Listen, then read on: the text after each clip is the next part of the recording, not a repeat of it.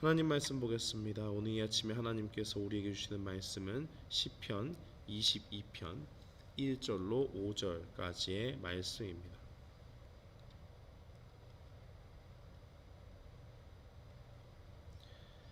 시편 22편 1절로 5절까지의 말씀, 우리 다 찾으신 줄 알고 함께 봉독합니다. 내 하나님이여, 내 하나님이여, 어찌 나를 버리셨나이까? 어찌 나를 멀리하여 돕지 아니하시오며 내 신음소리를 듣지 아니하시나이까? 내 하나님이여, 내가 낮에도 부르짖고 밤에도 잠잠하지 아니하오나 응답하지 아니하시나이다. 이스라엘 찬송 중에 계시는 주여, 주는 거룩하시니이다. 우리 조상들이 주께 의뢰하고 의뢰하였으므로 그들을 건지셨나이다.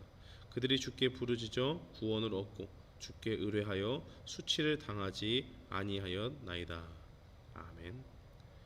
저는 본문 말씀 시편 22편 1절로 5절 말씀을 통해서 어찌 나를 버리셨나이까 라는 제목으로 주의 말씀을 선포하겠습니다.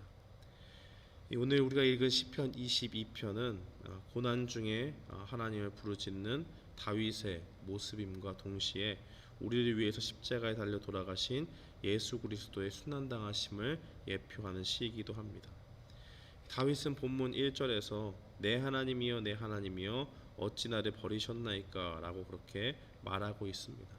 이것은 하나님께 부르짖어도 응답하지 않으시는, 홀로 모든 것을 감당하게 내버려 두시는 그 상황을 이야기하는 것입니다. 다윗은 자신을 돕지 않으시는 하나님을 말하고 있습니다. 제발 좀 들어달라는 그 안타까움 가운데 말하고 있지요. 하나님은 낮과 밤에 부르짖어도 긴 시간 동안 그의 도우심을 구하는 중에도 응답하지 않으시고, 이 다윗은 고난 속에 홀로 남겨진 것처럼 느껴지는 것입니다. 이 1절 말씀은 예수님께서 십자가에서 하신 그 말씀과 같습니다. 예수님께서 엘리 엘리 라마 사박다니라고 말씀하셨죠. 나의 하나님, 나의 하나님, 어찌하여 나를 버리셨나이까? 주님은 십자가에서 이 말씀을 하시면서 하나님과의 철저한 단절을 경험합니다. 이 땅에서 예수님께서는 사명을 가지고 오셨죠. 인간을 구원하기 위해서 하나님께서 보내신 그 뜻을 이루기 위해, 인간을 구원하기 위한 그 계획을 가지고 이 땅에 보냄을 받으신 분이 예수님입니다. 십자가에서 하나님과 단절을 경험한 것은 예수님께서는 죄가 없으시지만 예수님을 믿는 모든 사람들의 죄를 짊어지시기 위함입니다. 그 형벌은 십자가에서 치러졌고 우리 대신 죄의 형벌을 받으신 그 십자가 상에서 예수님은 이 시편 22편 1절에 고백을 하고 계신 것입니다. 다윗은 이 조상들의 하나님을 떠올리면서 구원의 소망을 노래하고 있지만 다윗을 둘러싼 사람들은 조롱과 비방으로 일관을 합니다. 읽지 않았지만 7절과 8절 말씀을 보면 예수님께서 십자가에 달리셨을 때 사람들이 예수님을 모욕하는 그러한 장면이 나와 있습니다. 네가 만약 하나님의 아들이거든 내려와 보라 라고 그런 말을 들었지요. 15절 말씀에 보니까 내 혀가 입천장에 붙었나이다. 이 고난이 얼마나 극심한지 입이 다 바짝바짝 타들어가는 그런 순간이라고 다윗은 고백하는 것입니다. 이러한 고백 역시 예수님께서 십자가에서 내가 목마르다라고 고백하신 그러한 것과 일맥상통하는 말입니다.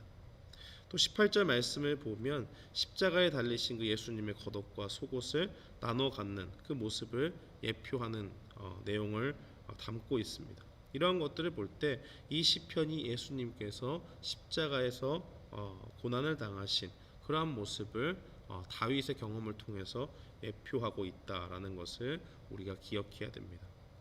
다윗은 이 황소같이 힘이 세고 사자같이 위협적인 적들로부터 둘러싸여져 있었습니다.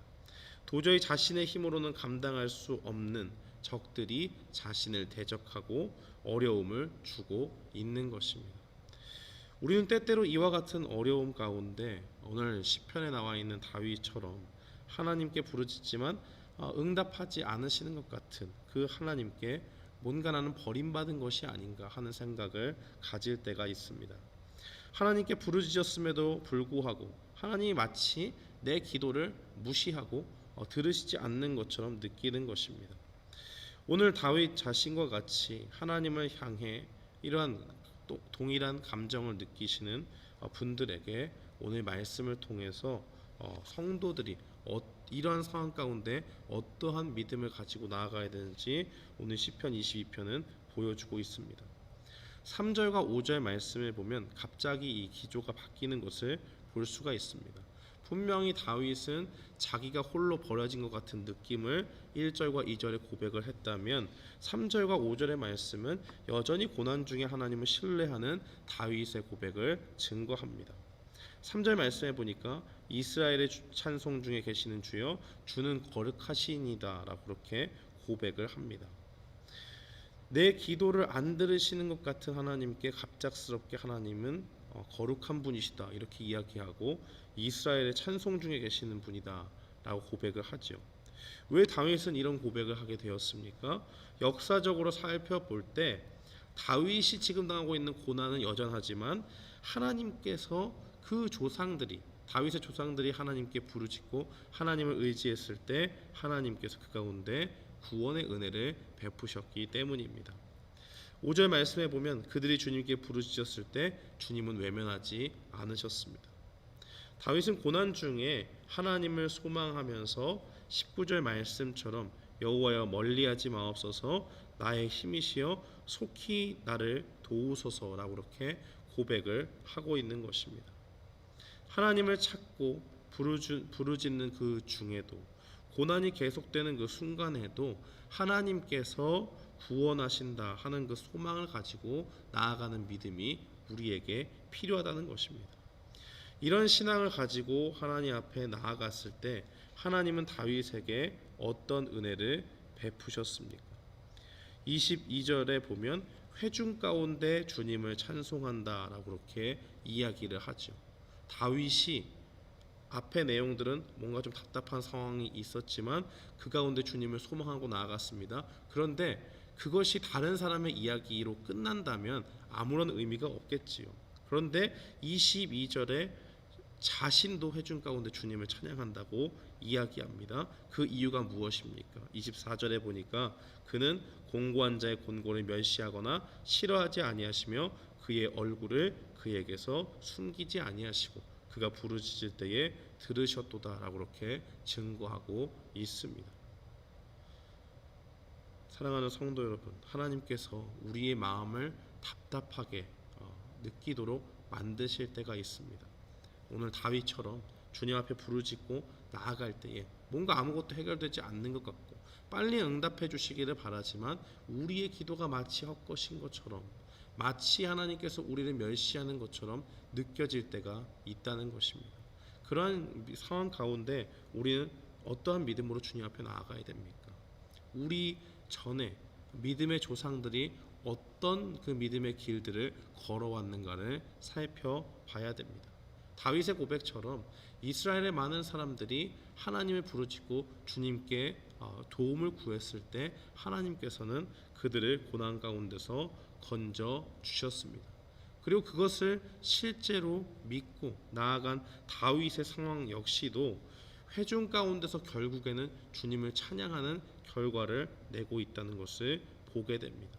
그 역시도 답답함을 느끼고 우리와 같은 심정을 가지고 하나님 앞에 나아갔지만 결국 주님께서 우리를 구원하시는 힘이 되신다 하는 것을 믿고 나아갔을 때 하나님께서 우리 가운데 구원의 능력을 베풀어 주시고 우리의 기도를 들으시고 우리의 모든 상황들을 역전시켜 주신다는 것입니다.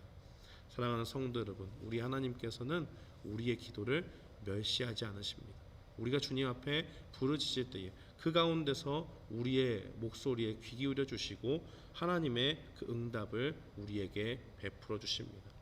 만약 우리가 주님 앞에 기도하는 것 그 시간이 오랜 그런 기도를 주님 앞에 드리고 있다면 그 가운데 하나님이 왜 응답해 주시지 않는가 하는 그러한 마음 가운데 낙심에 빠진 분들이 계시다면 오늘 말씀을 통해서 힘을 얻으시기 바랍니다. 우리의 기도를 멸시하지 않으시는 하나님, 우리를 돕기 원하시고 우리에게 응답하시는 그 하나님께서 주님의 때가 이를 때에 우리에게 구원의 능력을, 주님의 응답하시는 그 손길을 경험하고 마침내 우리가 주님을 찬양하는 그러한 은혜가 우리에게 주어질 줄 믿습니다. 오늘 말씀을 기억하면서 이러한 고백을 가지고 우리의 기도에 응답하시는 하나님, 우리의 기도를 멸시하지 않으시는 하나님 앞에 모든 것을 부르짖으며 나아가는 우리 모두가 되기를 주님의 이름으로 축원합니다.